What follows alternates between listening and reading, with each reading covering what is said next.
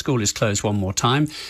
Some parents and associates have gathered outside the school gates to register their displeasure at what was going on. Let me get the views of the Chief Executive of the Ramadan Foundation, which works to build cohesion between communities, maybe can help with cross-community understanding. Mohammed Shafiq is on the line to us. Mohammed Shafiq, welcome to the programme. Let's just start, if you could explain to us, and forgive the naivety of the question, but just explain why this cartoon, if indeed this is what was shown in class, is or was so offensive.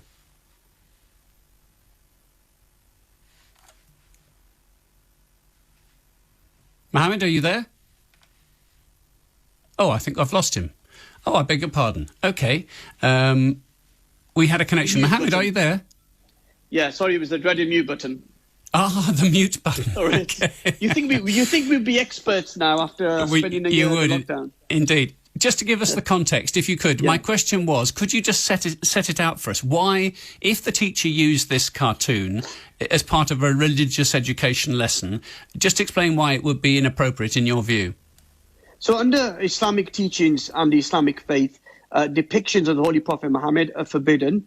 And offensive characters like we saw in the Charlie Hebdo magazine, which I understand from speaking to parents of pupils who were at the school last night, is what was shown, is deeply offensive and hurtful to Muslims.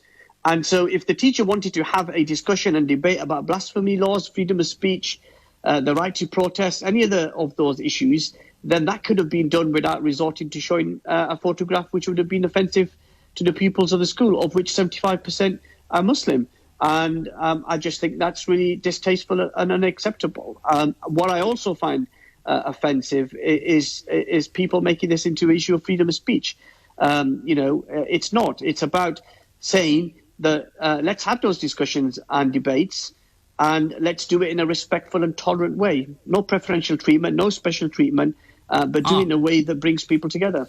Well, preferential treatment you are asking, because you're saying that 25% of the pupils of that school must not discuss this topic or cannot explore this topic for fear of offending the 75%. I didn't, sorry, with respect, I didn't say that. What I said was that you could have a discussion, and I support a discussion, or around blasphemy laws and freedom of speech and these issues without resorting to show a picture that is offensive to Muslims. That's what I've said. Okay. So I'm not against the discussion. Actually, I've been involved in those discussions many times over the years. Because they're important, aren't they? Isn't it important that young people are encouraged to explore things and to understand different cultures? Absolutely, Martin, you're absolutely right. And it's important for those discussions to happen.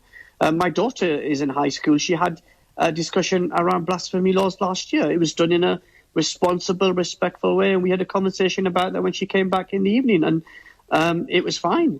But obviously, showing a caricature of the Prophet Muhammad in the offensive way in which it's done, somehow that Muslims are terrorists because some terrorists might happen to be Muslim. I just don't think it's acceptable. It doesn't move the needle on from having that responsible debate. And as I said, I think it's right and proper that the school is now investigating the circumstances around this, not necessarily the fact that the teacher showed the picture, but was that showing the picture approved by the head teacher and other school leaders before it was shown. I think that's the investigation that's happening, not the fact that he showed the picture. I kind of just say one more thing around the violence or threats of violence, the alleged threats of violence that we're hearing in the media today. I utterly condemn that. Anybody who wants to raise their voice should do it in a peaceful way and shouldn't allow this issue to be hijacked by those who want to cause harm. You quite rightly guessed my last question, so we've dealt with that. Thank you very much indeed for talking to us, Mohammed. Mohammed Shafiq, Chief Executive of the Ramadan Foundation.